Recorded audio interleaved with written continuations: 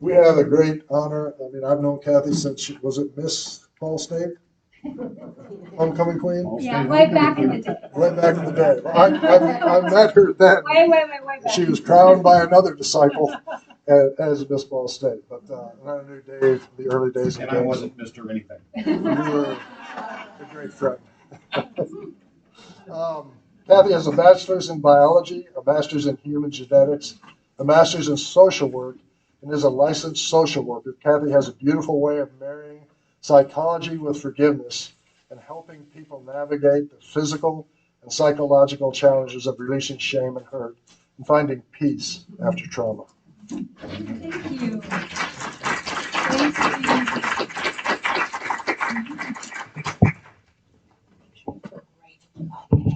Hey, everybody. Yes, Steve and Dave go way back to the University of Florida. You may not know this, Steve. All of our children and their siblings went to the University of Florida, too, except our youngest daughter's husband went to Tennessee. So, but he's part of the SEC, so it works. It counts. Okay, before I get started, it's really important that you have one of these. If not, we have them right here. This is the PowerPoint that I will be showing, and so you don't need to take notes. Like anything I'm going to say is going to be on here. So just be sure you have one of these so you can follow along and take it home. Got it? Yeah, raise your hand if you need one. Everybody got one? There's one over here, sweetie. Okay, so a few quick things about Dave and I. We just celebrated our 40th anniversary. I'm soon to be 65. He's soon to be 67. We are retiring from the ministry after 40 years and 2 months. We're halfway retired now. A younger couple took over in Indianapolis, about the same size church as you guys, about 400, and they're doing a great job. We still lead our region, and Dave does worship. He's my roadie and my techie. So this is our big swan song. We're like, this is it. We have our retirement service November 19th, and we're having a banquet for our region. Dave's going to transition to being a hospice chaplain. He's been volunteering. He has a job now as a hospice chaplain and bereavement counselor. And we live together with my 86-year-old mom, and I took care of my dad at home in hospice 6 years ago, and I will be taking care of her full time. She's doing okay, but she's going downhill. We have 3 children in their 30s, 38, 36, and 31, all happily married, and 7 grandchildren. Count them. 7. So we have one 8-year-old, 2 6-year-olds, a 5-year-old, a 4-year-old, a 2-year-old, and a 1-year-old. Our 1-year-old granddaughter has cerebral palsy. Initially, her diagnosis was extremely severe. She was diagnosed with spastic quadriplegic cerebral palsy, and there was concern that she would have no body movement at all. I won't go into all the details, but there's been amazing improvement. She is responding to us cognitively very well, and she's using her arms and her hands. There's still, yes, it's a mixture of her doctors are in shock, her neurologists, they're all in shock. There's a lot of complicated reasons for that. We're going to call it a miracle. There's no use of her legs yet, but we're actually, our prayers were, God, you're in charge. But if she could use her hands and her arms, and she could feed herself and comb her own hair, there's just a big quality of difference. Quality of life difference if you can use your arms and your hands. So she's just a beautiful little girl. Her name's Noelle. If you ever think about her, just shoot up a prayer for her. So my goal in life is to take care of my mom and go help take care of Noelle. So that's us. So really quick, I've taken a 4-hour workshop and reduced it down to like 15 minutes. All right. So what started me on my journey to get my MSW, become a licensed social worker? I've been in the ministry for 40 years with Dave, happily so. Not that it hasn't been difficult, it really has, at times it really has been. But about 20 years ago, I think after just extreme exhaustion, we moved 22 times, blah, blah, blah, blah. So I found myself in a situation which I'm not going to go into because it involves really other wonderful people who probably would have a lot to say about me. You know what I mean? We're all fine now. But those church hurts cut kind of deep because I really love our church community, and not everyone here may be part of our church community, but you really love it, and when you get hurt, you get really, really hurt. And I was one of the lucky ones. I grew up in a very loving, wonderful home. So I was kind of taken aback by the lack of forgiveness I felt and the struggle I was going through. And it's almost hard for me to bring up because so many of you have been through so much more. But hurt and forgiveness, they all have to be dealt with no matter how deep it goes. Because I remember I was talking to one of the elders' wives once I was close to. She said, "How are you?" I said, "Well, some first world problems, taking care of my parents." She said, "Yeah, but it's still a problem. It's still a problem for you." So, but anyway, our faith is based on the beauty of Christianity is about grace and forgiveness. So when we're struggling with forgiveness, we feel super guilty because it's like, but Jesus on the cross. And we're like, but it just feels really far away. But he went through the most brutal thing you can go through and was forgiving. But if you're struggling with it, you're like, I know I need to be forgiving, but I'm just not there. And that's where I was. And I had gotten out of the ministry and I was teaching high school biology. And there are two things I love, outside of many things, but to teach. I love biology. I love it. And I love teenagers.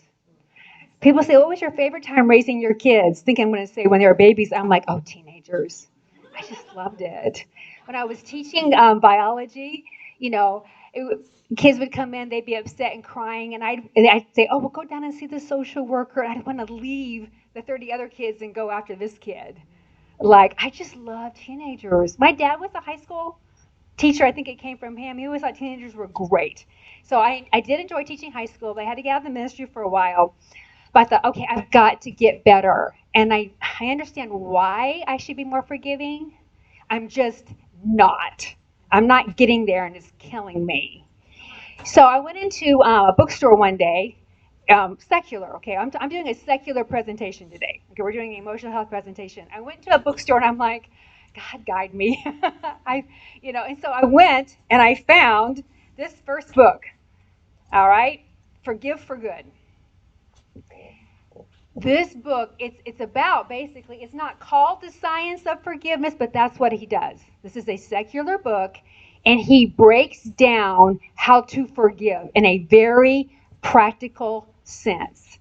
For time limitations, I'm doing this much of his book today, but I'm plagiarizing his book. It's actually not plagiarism because I'm telling you, but you need to read this book because he gets into techniques at the end that he doesn't use the term cognitive behavioral therapy, which is one of the most outstanding therapy techniques you can use, CBT, but that's what it is. Fantastic book. Okay, and it helped me. I worked through everything.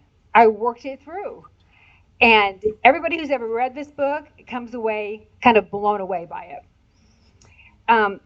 Okay, the next book I would have you read is Walking Your Blues Away. Now, Steve was mentioning EMDR. Does anybody know what that is? Yeah, go ahead. It's I've used it since inception. Basically, to make the story short, it works really well with trauma. Yes. Because it's a method where I work with kids who are traumatized. Yeah. It's a method where you use techniques to help the brain while Right. you're still awake go into deep sleep mode. Yeah. And it helps support you.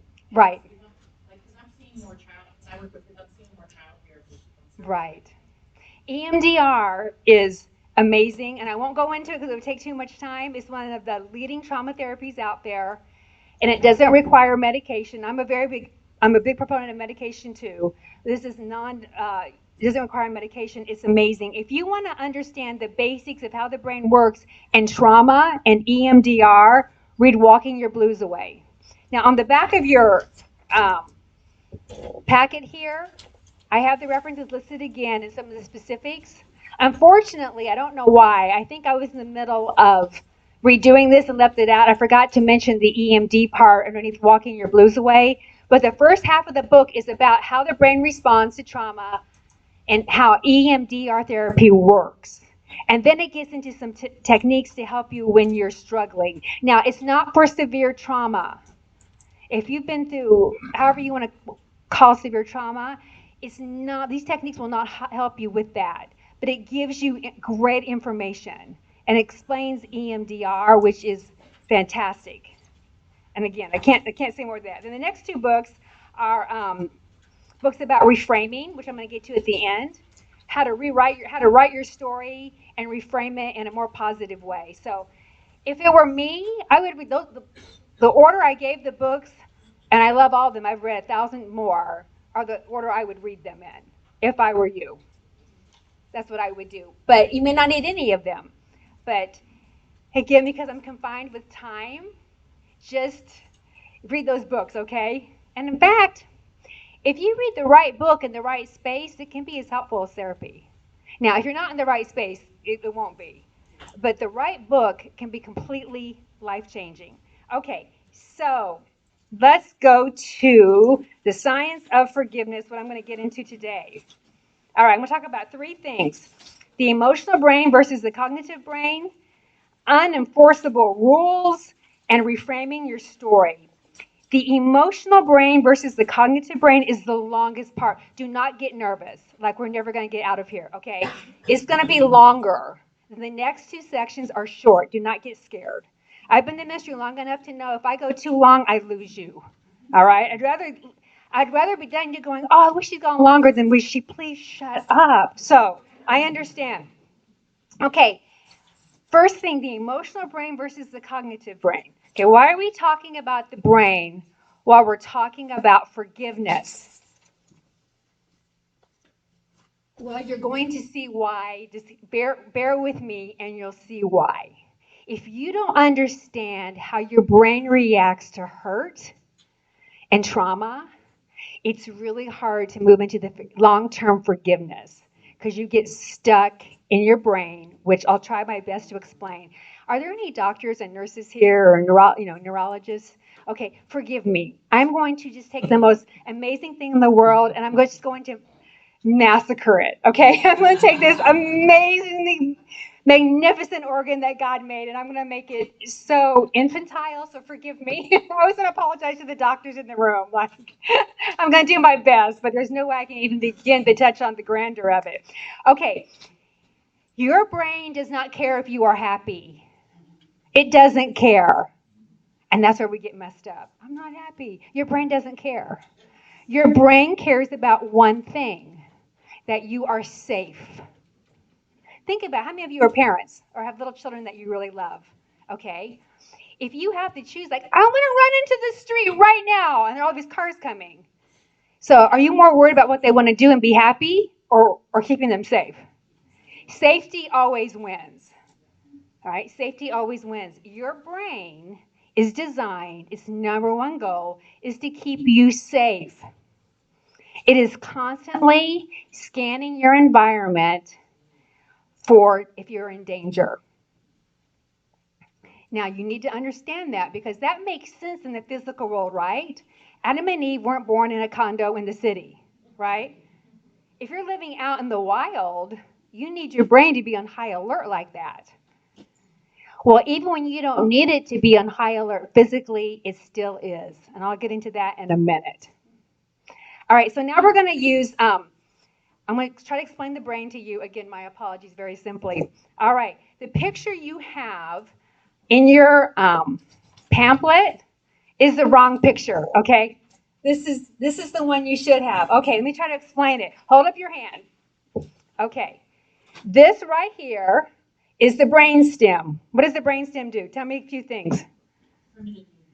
Yeah, movements, breathing, sleeping, okay? Automatic movements, okay? Now put your thumb inside, okay? That's the limbic system of your brain. It's like the interior of your brain.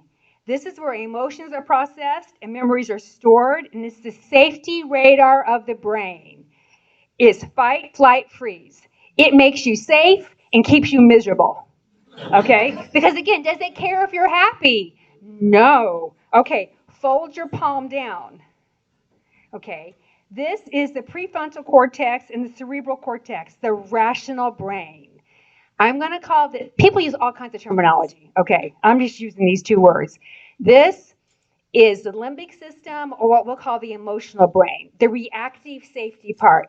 This part is where you make mature decisions that can help you be happy.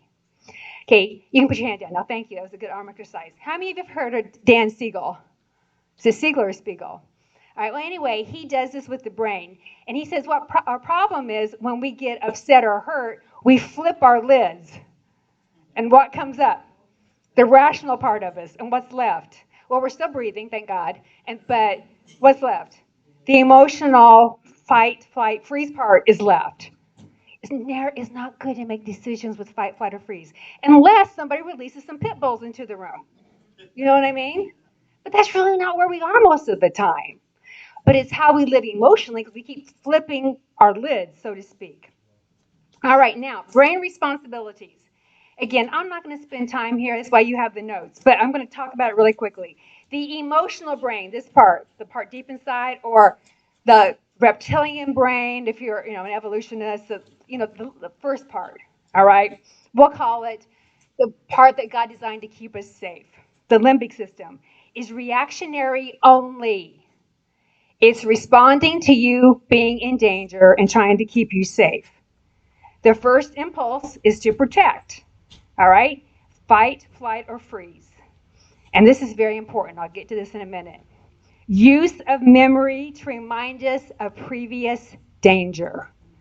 Use of memory to remind us of previous danger. When we get to that in a minute. We need this to stay alive, but it causes us a lot of problems emotionally. I'll get to it in a minute. Rational brain, the part that we can flip up pretty quickly. Intellect, language, decision making, morality, spirituality, reason, and wisdom. Part of your brain that can help you be happy. All right, but it's not the protective part of the brain. Okay, a couple questions. Which part of your brain do you think is faster and more automatic? Do you think it's the emotional brain, the limbic system, or the cerebral cortex, the rational brain? What do you think? Right, it's the emotional limbic system, right? And why? Why is it faster? Because what's its goal? Keep you safe, right? I mean, again, how many? Now, I've got these grandkids, they're not, they wear me out. Because I have to be like, I can't just go to a 1-year-old, please don't go on the stairs. What do I have to do?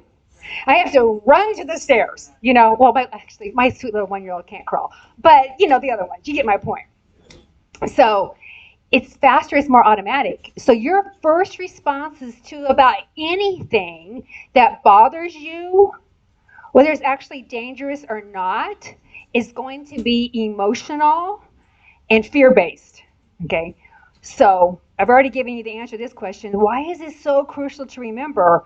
Because fear reactions are the fastest in any given situation, maybe even one that doesn't require you to have a fear-based reaction, okay? Even something emotional.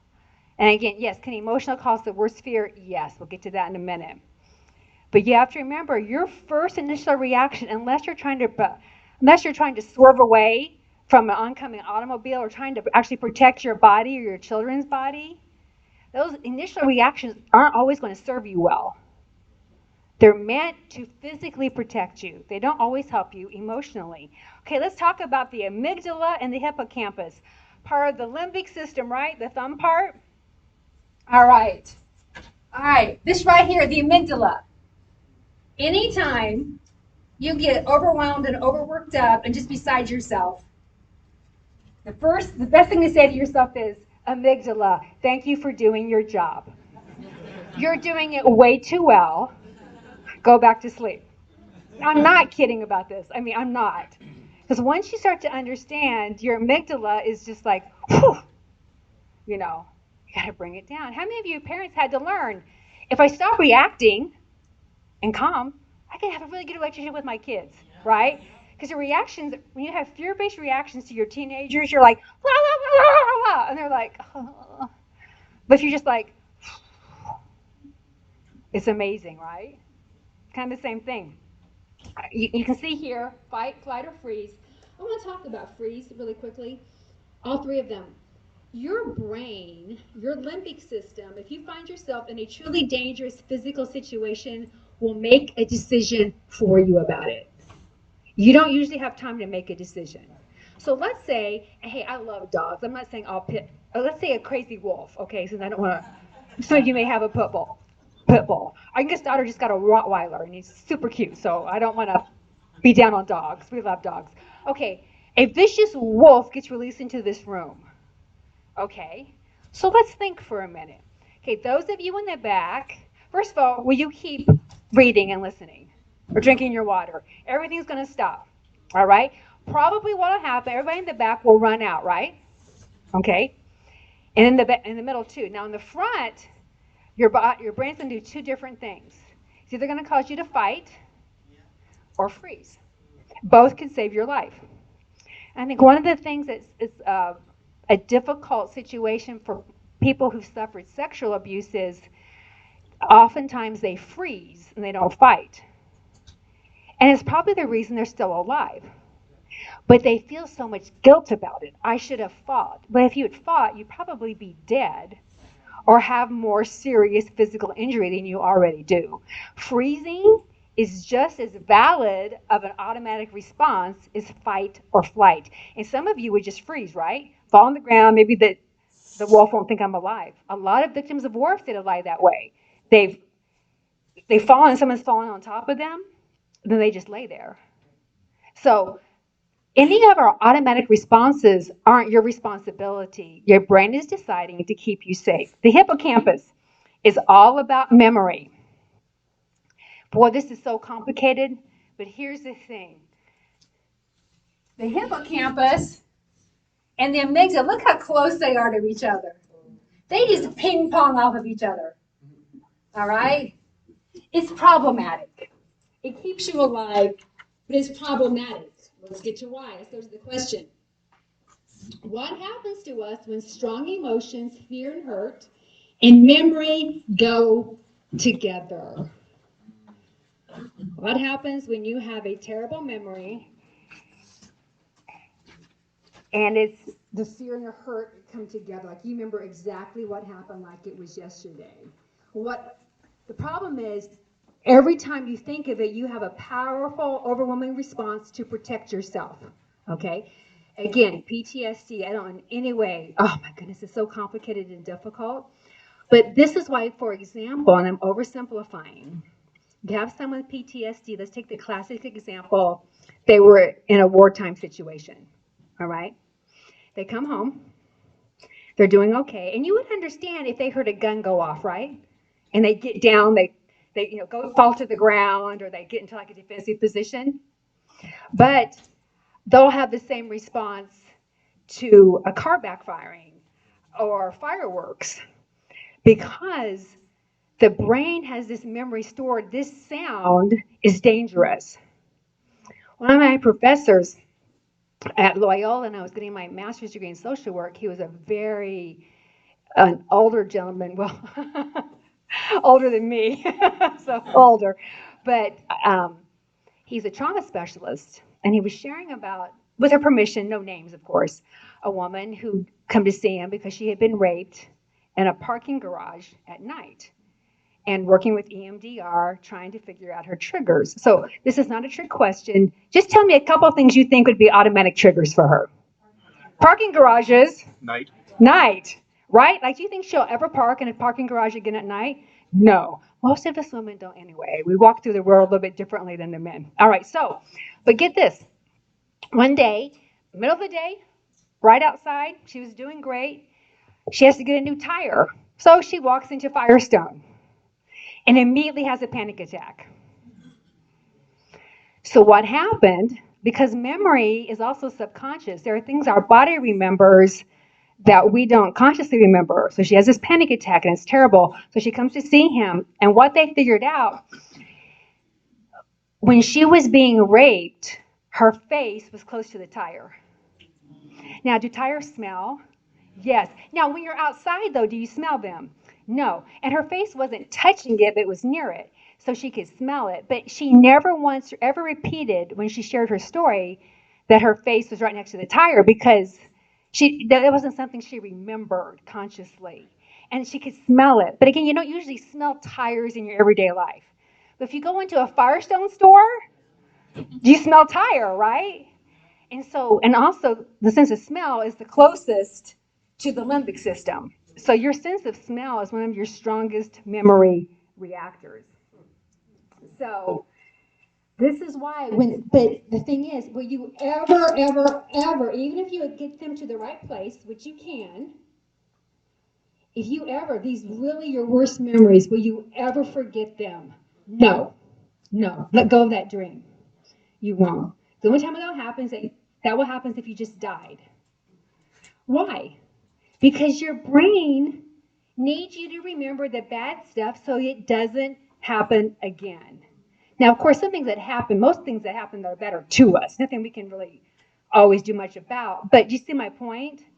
Like if you're walking through the woods when you're a little kid and you see this really cool curvy stick and you pick it up and it's a snake and you like, and you drop that snake and you run, okay? So then 20 years later, you're an adult and you see a stick on the ground, but kind of curvy, it's actually a stick, and your 4-year-old goes to pick it up and you're like, no, don't touch that. And you're freaking out. And they're like, it's a stick, Dad, Mom. And it is a stick. But are you ever going to forget your memory? No, because it's reminding you, don't pick up curvy things on the ground in the woods that look like sticks, because they could be snakes. You're not going to forget it. Now, there is a way to process your memories so it's not so dramatic. That's what EMDR does, all right, which I can't get into. But what it does is it takes a memory that was painful for you, and instead of like you're living in it again, it's a memory. It's something that happened, it's true, but it's not taking over your life anymore. And how people picture it when you're in a PTSD moment or a traumatic moment or remembering a very painful event, it's right in front of you. And it's like in color and it's a movie and there you are. It's right there. You're in it. If it's a memory that's been processed correctly, even if it's terrible memory, it's more like it's over here, it's in black and white, and it's more removed from you. Like you remember it, but it doesn't cause an emotional response in you every time you remember it. All right. The problem, the emotional brain can't tell the difference between a physical memory and an emotional memory. Okay? It's right here on this page. Some of you are not, yeah, I went through right here in the middle. You ever got it? We're trying to be, good to the earth, and so these are back to back. Everything's on one page. Okay. You see this one right here? Everybody got it? Okay, put a big circle around that. The emotional brain cannot tell the difference between a previous physical memory of pain versus an emotional memory. Your limbic system doesn't know the difference. It just knows you're in pain and you need to be warned. Okay, so how is that going to be a problem for you in a relationship? When someone's really hurt you in the past, but the person you're with now isn't harming you physically or emotionally, but something reminds you of something in the past. If you haven't worked it through properly, what's going to happen? Anybody? You're going to react on the person now, right? They're going to get your fear and your hurt and your lack of forgiveness because you're having this huge physical reaction that's telling you, I'm in danger. But he can go, okay, amygdala, you're on overload right now. Thank you for doing your job. I'm so glad you're still working. But you need to calm down right now. Okay, we've got to separate these things out. Okay, how do we fix this problem? You have to learn to focus and use the cognitive brain or the mind to overcome our emotional brain. Colossians 3:2, you have to set your minds. He doesn't say your brain, he said your mind. Because this part is your mind. And it long term is stronger and has the ability to calm the limbic system down. But you've got to remember the limbic system responds first, and it's a fear-based response. Now, because of time, I'm not going to be able to tell you how to do that, but it works, okay? You're going to get some instruction later from some of the women later who are teaching today. This is where you need the right books and you need therapy, all right? Because you've got to figure out what your triggers are. Like this young woman who'd been raped in the garage, she was in therapy and had an unexpected trigger come up, all right? You need help to do this. It's hard to do on your own. So remember, fight, flight, or freeze doesn't help you emotionally, but it can save your life. All right. Is it easy to set the cognitive brain over the emotional brain? No. But we do it all the time. We do it every day in milder circumstances. Do you say everything you really think all the time? Do all the cuss words you think actually come out? You know, I never really struggled with cursing, or even here. I never heard it. Dave doesn't curse. But guess who started teaching high school in the 2000s? I won't even tell you. I'm like, the words that go around in my head right now, it's terrible. I hadn't heard them. But it was like cursing took off in the 20 years since I graduated, 25 years since I graduated high school. Woo! All right. Here's the other thing you need to be aware of. It's so much more satisfying to be emotional. I'm angry and I'm hurt and I can't believe they did this to me again. I can never forgive them. It's really satisfying to be angry. But outside the initial burst of energy it may give you to help you be safe, it really helps you. So the Bible says you're going to be angry, but you need to learn to calm down. We need the emotion that cannot run us. So we can stay emotional, or we can put on our cleats and start do the hard work of thinking correctly. Which I'm going to get to a little bit in a minute. But if you can just tell yourself, amygdala, take a break, it helps tremendously. Couple quick things about healing our minds. I'm not going to get into it. Some of the sisters are later. One is the use of language. What am I feeling? Why am I feeling this? What is my current situation? Any past memories associated with current situation? This is where journaling comes in. I'm not by nature a journaler. Again, I was a science teacher. I used to, when we would leave school, all the English teachers were carrying all these papers. And I'm like, we had a lab today. Listen to these up. I got nothing to do tonight. You know what I mean? I'm like bullet points. But when I get stuck, I have to journal. And the journaling itself, even if it's bullet point journaling like I do, can do wonders for you to even get yourself calmed down or to take it to your therapist or whoever you're speaking with. Okay, well, how does this all associate with forgiveness? If you don't understand how your mind works, you will always blame other people for how terrible you feel because you feel rotten. When you have these strong emotional memories and you feel terrible and it's all flooding back, it's meant to protect you, not keep you in a terrible emotional state. And before you can get to the practice of forgiveness, the next part of what I'm going to do, if you don't understand, my brain is doing what it's supposed to do, but I must calm down so the cognitive brain can take over, you won't get to the spiritual calm part of you that can help you forgive people. Does that make sense? Because if you have really terrible memories, either physically or assault or just personal hurt like I did, I expect it differently of people. If you can't learn to disassociate your physical response to it, because your physical response is, this is unforgivable, look at how I feel. You can't move on. And that's why a lot of people get stuck. That's where I was stuck. Because I wasn't used to feeling so worked up every time I thought about something. It wasn't how I grew up. So it validates how you feel over and over and over and over, and it's hard to move on. So I'm going to close this section, just mention healing our minds. Our minds are designed to heal themselves, just as our bodies are, but you have to do it correctly. That means you have to do it, okay? How many of you, your kids fell down, they scraped themselves up, but good? All right, bad, like skin is off, okay? And what do you have to do? You have to clean it out. Does your kid want you to clean it?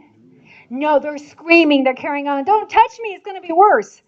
And you're like, we have to. If we don't clean this out, it's going to close over and you're going to have a raging infection in your body. And it is painful to clean out wounds physically. And it's painful to clean them out emotionally. But if you don't, you'll use some inappropriate coping skill to do it. And you don't get better. You can feel better short term, but you do not get better. And then, again, the first time I did this, it was for women. Sorry, men, this is very female oriented. You're not going to forget your most dangerous memories. You won't, because your brain won't let you, because it won't help you stay safe. But they can be incorporated where they can quit causing you trauma and be a memory, and you know how to talk about it. That's where language comes in. All right, now, not right now, I've got a bit more to go, but Kara and Marge are they're going to teach on this. And so they're experts, and they'll do a phenomenal job. So what we're going to do now is take a stretch break for like 3 minutes. Feel free to run out. Where's the bathroom? That way, yeah, or just take a stretch break, and we'll start back again in 3 minutes.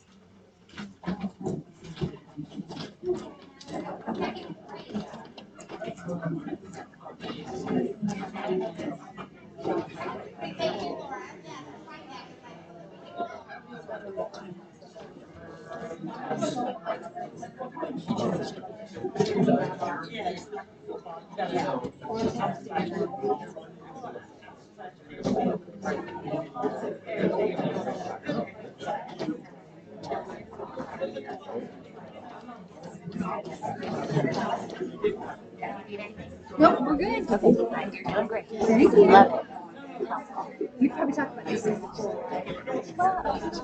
Just mental health events, touch on these different subjects. I love the way that you walk through it, though, because it has so much more vividness to it. I think we've done an education. Yeah, so what you're giving is more life to it. Took a workshop and chopped out. Yeah. So yeah. Okay, good.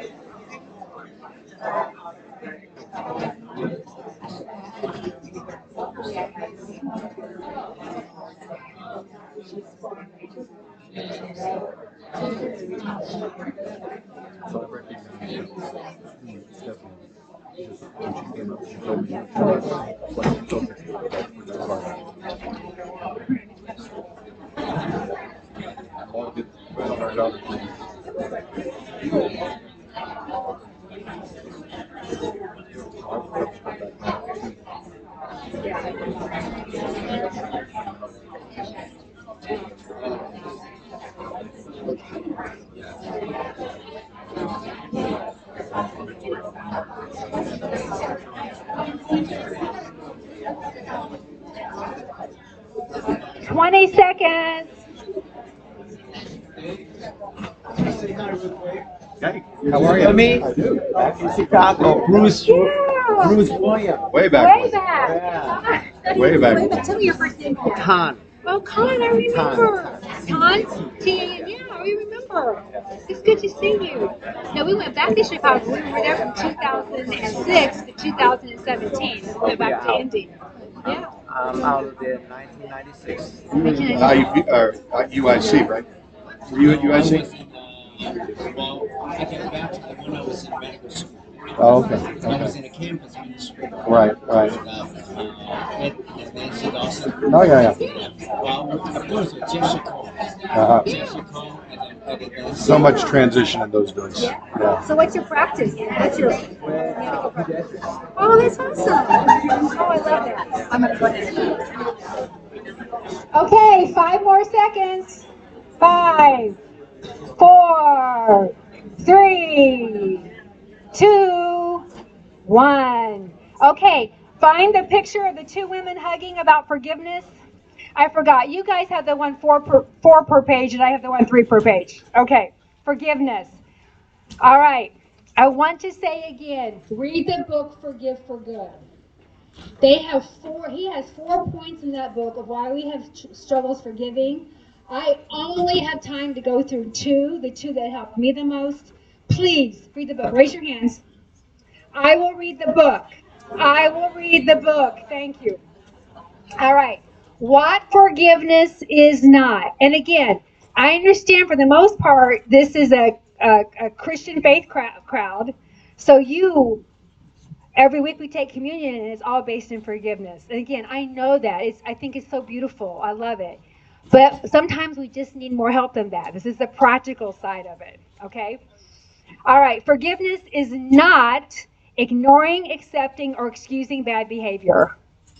Right.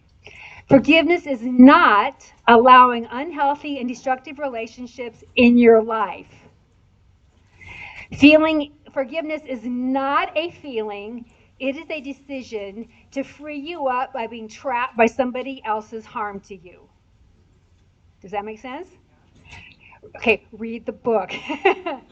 Because if you're waiting for a feeling, it may never ever come. And why would it come? Because your brain going to be happy? Well, your brain doesn't care if you're happy, but again, it doesn't care if you're happy. So why would it want you to feel good about a previous harm in case it happens again? You see what I mean? Your brain is so defensive, all right? But your cognitive mind is proactive. So do not feel like I can never get the right feeling. You may never have the right feeling. If you were terribly abused by someone, emotionally, sexually, physically, why would you ever have a good feeling? But you can move past being trapped in the past with certain people. All right.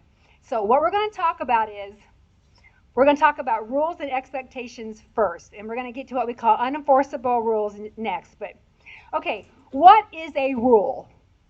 A rule is any expectation you have for how something should turn out or how someone should think or behave. Okay, name some good rules for life. I am not setting you up for pay failure here. I'm not. I'm truly not. This is not a trick question. Name some good rules for life. Thank you. Thank you. Dave's biggest issues are about traffic with unenforceable rules. That when you're driving, people should be on the right side of the road. Is that a good rule? Yeah. Excellent rule. Anybody else? Go anywhere. Go with it. Yeah. When the train is coming and lights are turning red, don't cross. Maybe you should stop, right? Yes. Having had friends in our Ball State campus ministry who were killed by a train? Yes. Yes. Okay. Getting anything, relationships. Tell me good rules. Everybody would agree on these rules. We should respect each other, right? We should treat every single person we meet with respect. Right? Some other ones. Should spouses cheat on their spouse? Should spouses cheat on each other? Never. Okay. So we have all these rules and expectations, and honestly, it's how most of us get through life in a good way. I mean, in a safe way. Right? My dad was the kindest man. He was a high school teacher, the kindest man. Nothing negative ever came out of this man's mouth. But when he was teaching me to drive, just a mere, I don't know, 50 years ago, not to me, but he said, Kathy, when you are driving, assume everyone else around you driving is an idiot. It saved my life, I don't know how many times. My mom the other day said, you're such a good driver, honey. I said, well, Dad taught me. Everybody else is an idiot.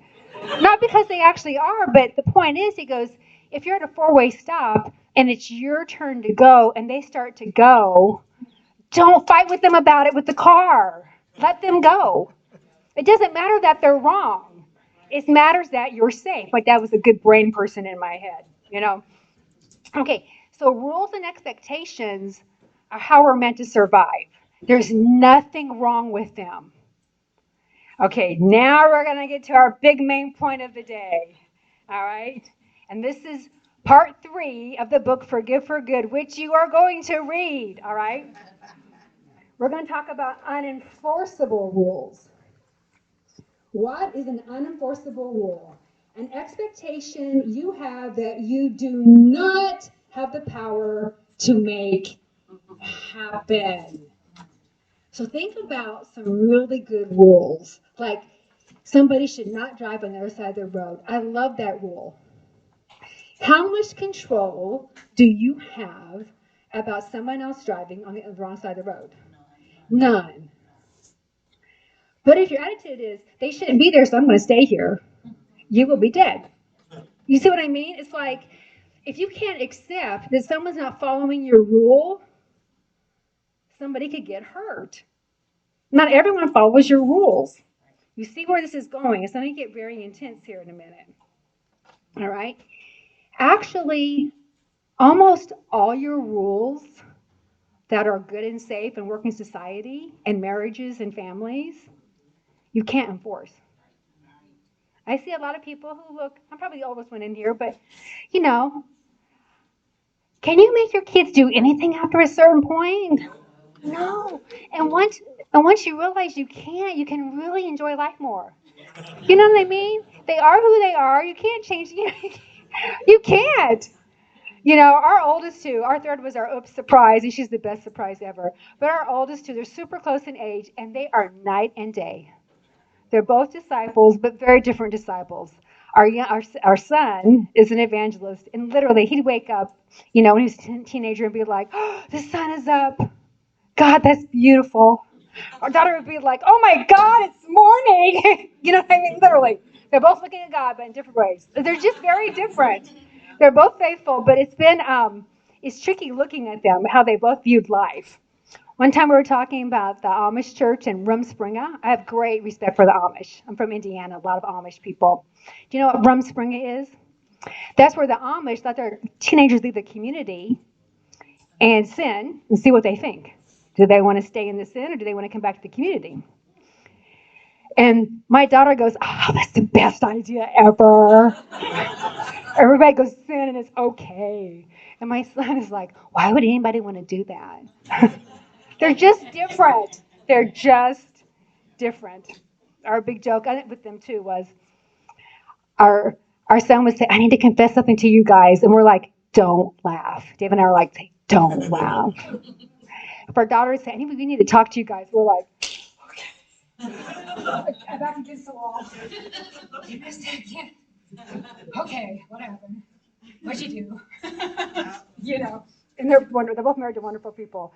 And our youngest is she's like in her 38, 36, and 31. She's not a disciple. She's wonderful. We adore her. But she was the watcher. She's like, let's see what worked out for them. So, anyway, all right, unenforceable rules. How much control do you really have? You will be shocked to find out that you think you have control over almost everything, and you have control over zero. You don't have control even how you age. No, David and I, we're doing everything we can. We exercise. We try to eat well. But we just had a dear friend, Guy Byrne, just died on Tuesday. Wonderful man, took great care of himself. He was only 66, 67, died of Lewy body dementia, which is a mixture of dementia and Parkinson's at 66. He took great care of himself. I mean, there's, I'm not saying we shouldn't do our best. I'll get to that in a minute. But you have very little control over almost everything in your life. Okay, unenforceable rules again.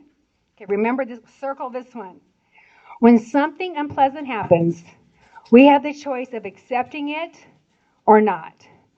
The reason we do not accept what happens to us is we cling instead to our unenforceable rules. For example, our two oldest became disciples using church terminology. If you're visiting here, I'm sorry if I'm using terminology that is kind of churchy. Became Christians in high school. Okay, our youngest did not become a Christian during high school, which I understood. We just moved to Chicago. It was a dramatic move for her. It was just really hard. Chicago never worked for her. All right. We love Chicago. Just her high school. It wasn't a good situation. But she said, "I want to go to the University of Florida," where our son was the campus minister. And our oldest had already graduated, but she adores her brother. I'm like, okay, she will absolutely become a Christian at the University of Florida. Did not happen. But once I accepted, that was my plan. It's not God's plan. She's going to choose her faith and her journey in the way she needs to. Now I just completely enjoy her.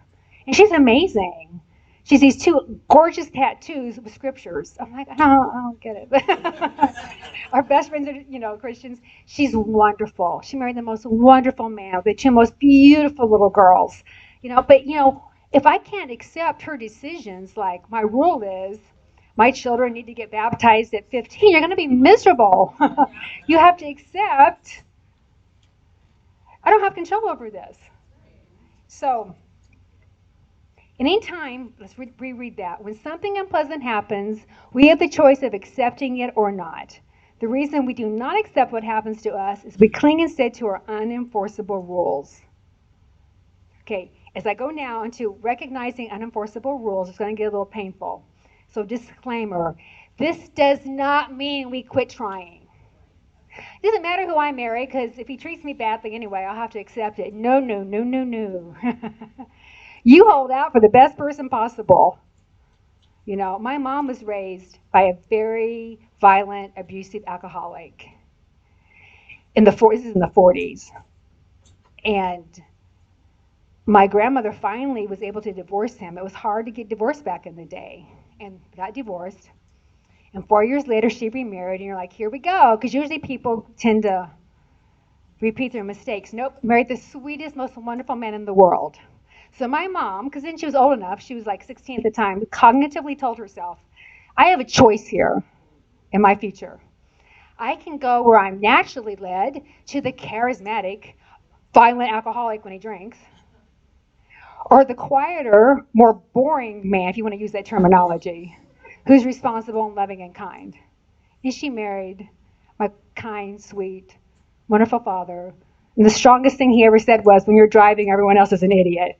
Okay, I mean, my dad just was wonderful. So her decision, like, okay, I'm still going to strive for the best. So this is a tricky thing we're talking about. We're saying you don't have control over much and accept it, but we're not saying you don't make the best decisions you possibly can. Does that make sense? You have to, it's a mixture of both. Okay, recognizing unenforceable rules. Okay, people must not lie to me. How many of you have been lied to? But how many of you agree it's best not to lie to people? So if you decide no one can lie to me and I find out they did, I can never forgive them. Will you ever be able to get through your physical reaction we talked about in the first part and move on? No. Now, does that mean you need to stay in a relationship with them? No, it doesn't. There are people I've completely forgiven that I'm not in a relationship with. But I feel very forgiving. I can tell you wonderful things about them, but I'm not in a relationship. Life should be fair. Wouldn't that be awesome? That'd be great. You know, raising my oldest daughter, seriously, from age 12 to 17, I think the only thing all I heard was, life is not fair. Life is not fair. And I'm like, no, it's not, honey. And finally, at age 17, they go through a growth in their brain. They're not all the way there, but they kind of make a leap. One day she was upset about something. I thought, here we go, here it comes. She goes, oh, I'm so upset. But life isn't fair. And I'm like, she's been listening. Life is not fair. People have to treat me with kindness or care in the way I want. Wouldn't that be good? Now, here's what happens is when we expect that in church. And we bring all of our damaged selves to church. And we throw out our expectations instead of realizing people are damaged and they're doing their best, we're like, well, you're in church, so you should be this way. No, we're all bringing our damaged selves here. Okay, some more rules. My life has to be easy. You have the wrong God. It's just not how it works. Okay, this is the hard one. My past should have been different than it was. It should have been. It should have been. You know God weeps with every single thing that happens that's horrible. I won't even get into what's happened this last week in our world. But if you really believe that it should have been different, you can never get past it. You can say, this person had a lot of problems and they did terrible things to me and they have issues. But I'm going to move on separate from them. Again, we're not saying it's okay, because if you don't fix some things, you could repeat them. All right? But as long as you decide it should have been this way and you're stuck on the word should, you have an unenforceable rule and you will be miserable. You're going to keep having traumatic brain reactions and you won't be able to get past things. My parents should have treated me better. Yeah. The idea that any children are abused by their parents makes me physically sick. We have a sister in our church who works for the Department of Children and Family Services. She's the one who goes into the homes and has to remove children. And her quote is, people say to her all the time, how do you do this work? And she said, how do I not? And she's just had the most beautiful little boy, she and her husband, a few weeks ago. And we're just so happy for them. But as long as you have the word should or it has to be. Now, should, yes, it should be. That's the way we want things to be. But most of the time, they're not because there's so much sin and brokenness. God has chosen not to intervene in our brokenness. We have to intervene in our brokenness. People say, what about this and that in the world? Why doesn't God do something? I'm like, why don't we do something? You know, there's enough food and aid workers in the world that no one has to go hungry. The people's governments stop them from getting food. There are things that we're saying, God, you should do this. He's like, no, you should. And that's really hard for us to accept sometimes. Now, when it comes to our personal things, that's harder because it's like, it's just so painful. Abuse, and I've seen it all. I mean, I haven't experienced it, but I've seen it, and it rips my heart out. But I've seen people recover in amazing, amazing ways because they've chosen to realize this person was broken. I don't want to be trapped by this person. And because it should have been this way, it wasn't this way. Just like I love that example that was given when you're getting taken away in the hospital in the ambulance, and they say, "What happened?" Say, "Well, that person should have been on the other side of the road, so therefore I didn't move."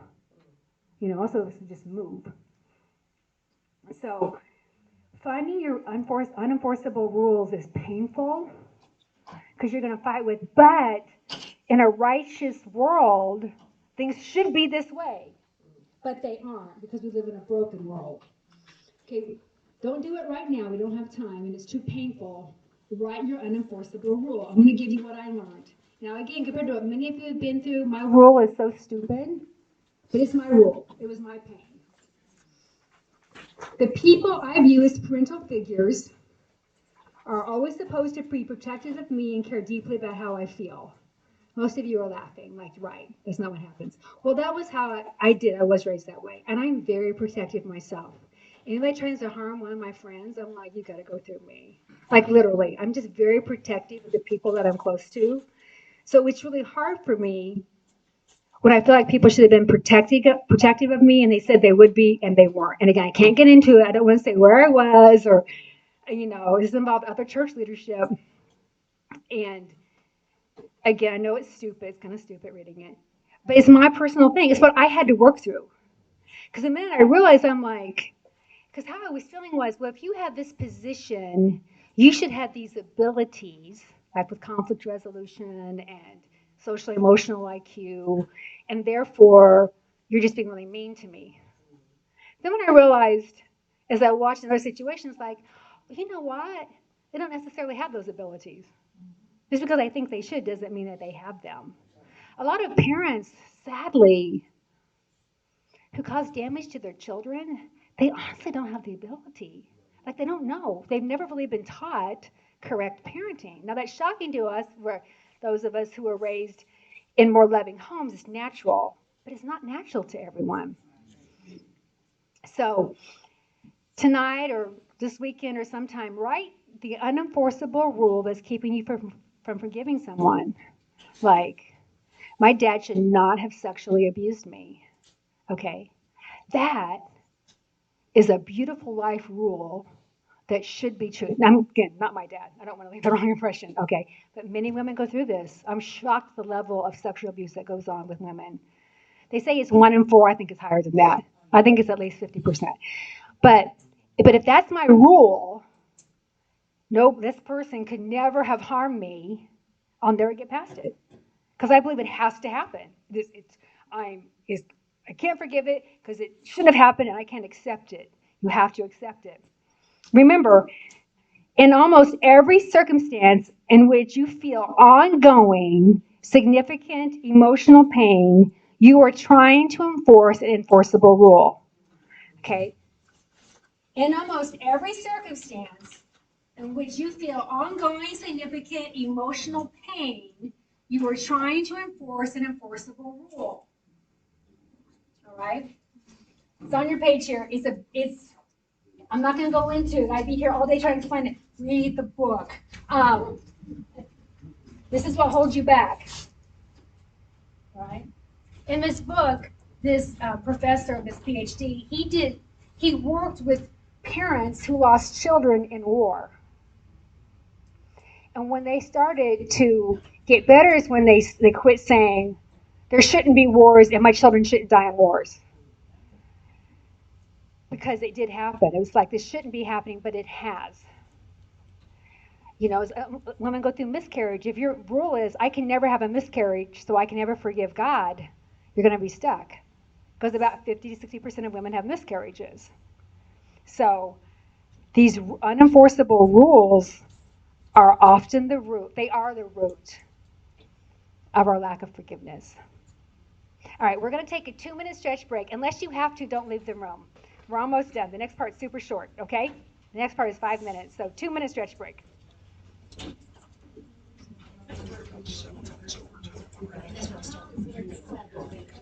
He started. Yeah.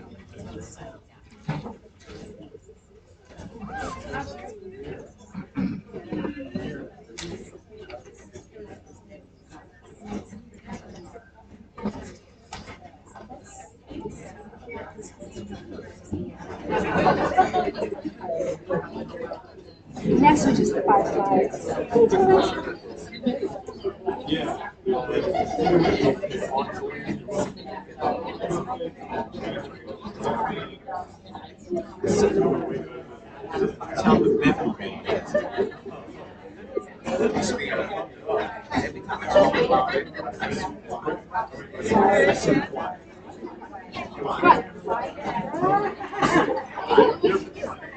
But I feel like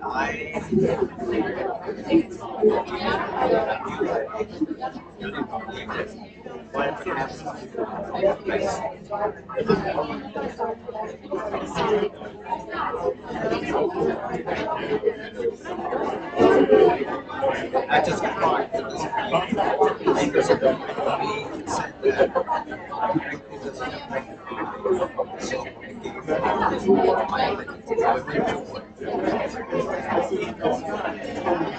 so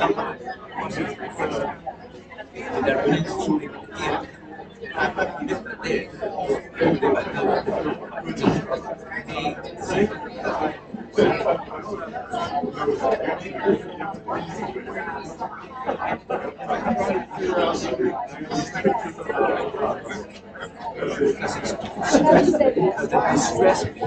Yeah, that's good.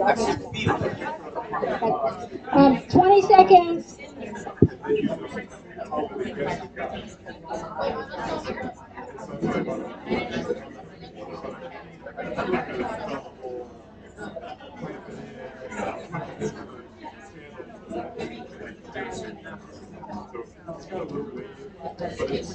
Okay, 5, 4, 3, 2, 1. Someone just brought up a great point. They feel like sometimes when they have certain memories that they've forgiven, because they don't feel any anger or distress, but it can make them cry. That's normal. That's we're not talking about you don't ever have a physical, an emotional reaction. It's the level of distress caused in your life. And again, if we're doing this so fast, that's why I really want you to read the book. Or I feel like I'm just giving you a tip of the iceberg of information. All right, we only have 5 slides left. This is going to take like 5 minutes because this part either takes a whole day or it takes 5 minutes. All right. All right. The 4th part of the book was the grievance story. All right. This is the story before you've forgiven that you tell yourself over and over and over about this pain that was caused you by someone else. So we're talking about forgiveness. So that means pain caused you by someone else. It can be yourself too, but we're not going to go into that. So when you have something that's terribly hurt you or harmed you, and it's valid, it's true, you have a way you tell that story. The brain tells stories.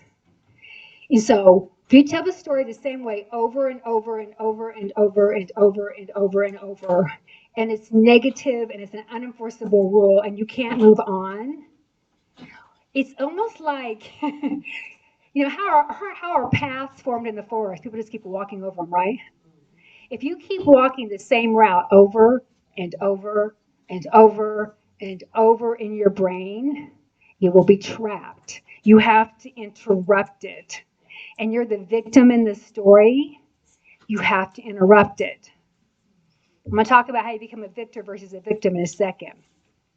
One thing I do, I don't really talk about the things that really hurt me because it involves other Christians that I respect, and I never want to use their names. But sometimes I have the conversation not using names. I say, before I start to tell you how I felt, let me tell you this. When we moved from where we were to Chicago, our kids were still in school. I already told you. Okay.